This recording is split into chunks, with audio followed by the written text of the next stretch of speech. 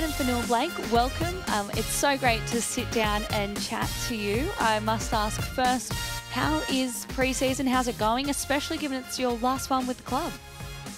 Yeah, bit of mixed emotions. I'm just happy to be here for another year, ripping in with the lads. Pre-season's always tough. We've had some good weather here over here in Auckland, so it's been pretty hot. The boys have just been ripping in, and everyone's fit and fast, and looking forward to ripping into 2025. Fair, Oh, 24, sorry, 24. Fair to say that spirits are high after what you guys achieved last year? Yeah, definitely. I think there's a lot of doubt at the start of last year, obviously on us as a team, and the way that we come out, and I feel we just sort of stuck to what we knew and what was going to work for us, and we turned a lot of heads during the year, and I think we changed a lot of people's opinions on us as a footy team, and I just can't wait to get out there again this year and hopefully go further. Do you take a lot of satisfaction out of that? The fact that you went into last season with not many expectations, and then to kind of creep under the radar at first and then become real contenders and show what you guys can do, it must feel good. Yeah, definitely. Obviously, Webby constantly reminds us not to worry about the external noise. But you come across it a lot. There's always a couple headlines here and there just talking about how much we're in the improved side, or how much we're about to fall off, or stuff like that. But we just continue to work hard and do our thing. And obviously, we got this results last year. So this year we obviously know that it's not going to be the same story. A lot of teams are going to be out to come get us. But that's just on us about working hard and staying consistent, and attacking every session and every game we get. Do you feel like you guys essentially have to lift the bar even higher because there will be expectations and targets on your back? Yeah, definitely. And I feel like we only lift the bar higher because the expectations on ourselves is going to rise. Everyone's come back fitter and faster, like I said before, and I feel like there's a real hunger in the team, and obviously with a few additions into the team, obviously Kurt, and bringing Roger back, and Chanel, those guys there, they just bring a bit more competition for spots, and they're all ultimate competitors as well. So yeah, we're just looking forward to getting ripping in. What's it like having a Kiwi icon like Roger at the club? Yeah, you can tell. Some of the younger boys, are a bit in awe of Roger. He has that thing about him. He just, everything he does, everyone sort of turns their head and wants to watch what he's doing, because he's such a great athlete and such a great role model. And I feel like he's going to be around the club for a long time. And it's definitely it's a good thing that these young kids get to look up to him. Now, you're coming off, one of, if not your best season to date. What do you think contributed to you having such a fantastic year? I think, it's pretty cliche, but just all the boys. I feel like a lot of the boys in the team had their best year to date. And it was just working. Everyone was, playing good footy, and it's a lot easier to play when everyone's playing at their best. And I feel a lot of credit has to go back to the staff. Last year, they were doing their job and getting us ready and getting all the information to us. Making sure we had all our recovery up to date, and giving us the best opportunity to go out there on the weekends and perform. And I feel like, like I said before, a lot of the boys had their best years, and it's a lot easier, like I said, to play when everyone's enjoying footy, and things just happen. Speaking of the staff, Andrew Webster, how much of an impact did he have on you last season? Yeah, I think I said it earlier last year. He set a few goals for me.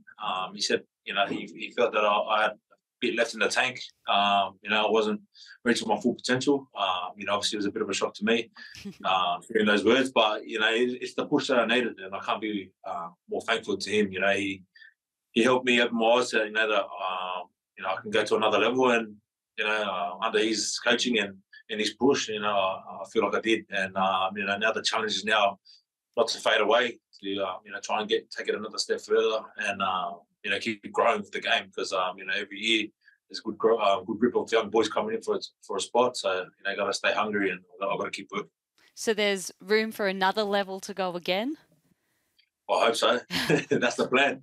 That's That's the plan because, yeah, I know that these boys here are training, we've got a good group of young forwards coming through and, they're all big, fit, fast. So, the minute I take my foot off the pedal, I know one of these guys are going to come up and, put their hand up for a spot. So it's just about staying consistent and, just keep growing away the best I can.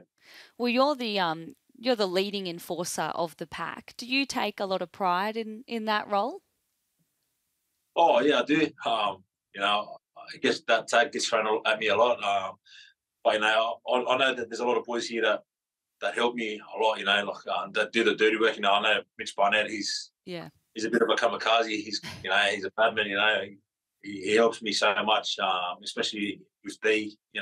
He always tips me up on little things. And also Tohu Harris, he's just a workhorse and he's, forever, working on the field. So it's easy for me, to just get off the back of those guys. And obviously seeing them doing it week in and week out, makes me a bit more hungry to, play at their level and not dead and not let them down. So, yeah, I am proud of the tag and, I think every weekend I just try to do my best, just to help get the team on the front foot. You've been at the club for a few years now and you've experienced some lows like, finishing 15th and whatnot. So to finish in the top 4 last year, play a prelim, how rewarding was that? Yeah, I think it was just really rewarding. Obviously, like you said, I was here for a few bad years and just to see it was more rewarding just to see a lot of the younger boys that, were having up and down years come through and have their best year and being able to, see them grow and, watch them train week in, week out and, obviously find their feet and just, young guys like Rocco Berry and obviously Luke Metcalf came last year, but, I've known him for a while and, Addin Fonua-Blake, just watching them, start being consistent and, earn their stripes and, ultimately get to, the prelim was rewarding just to be a part of that journey and also the club's journey. I know there's been, I'm not sure on how many years it was that they didn't play in the finals and, to be a part of the first one in a while was very rewarding and just to see the support that we got given here in the club, in the country was, it was pretty surreal when we're driving through here and you could just see, all the support we get. Hopefully we can do it again this year. Tell me about the support over in New Zealand. Is it pretty mad, pretty mental? Yeah, it's crazy.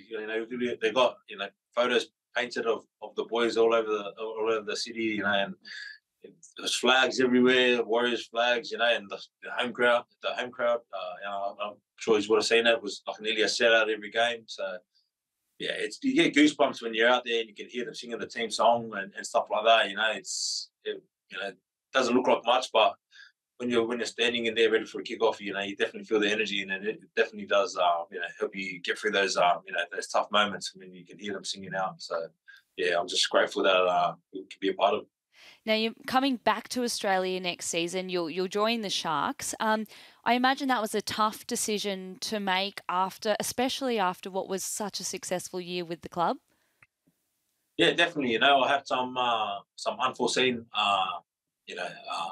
situation come up, and I'm just grateful that the club understood the situation I'm in. And I'll forever be grateful for this club. This club has a special place in my heart. Obviously, like I said, I rode through the lows with them, and obviously came last year and we had a good year. But I built some really strong relationships here with people in the club. The CEO Cam, Mark Robinson, the owner, obviously Webby, Justin Morgan, he was here last year, and then on top of that, all the players. So, it was a hard decision, but I'm on top of all that. Family comes first for me, and I'll always put family before myself and my job. So, and that was ultimately the decision I had to make, and I'm just, like I said, I'm just really grateful that the club understood the situation I was in, and I can put it behind me now. I'm fully focused into 2024, and I'm going to try and do everything I can to leave the club on a high.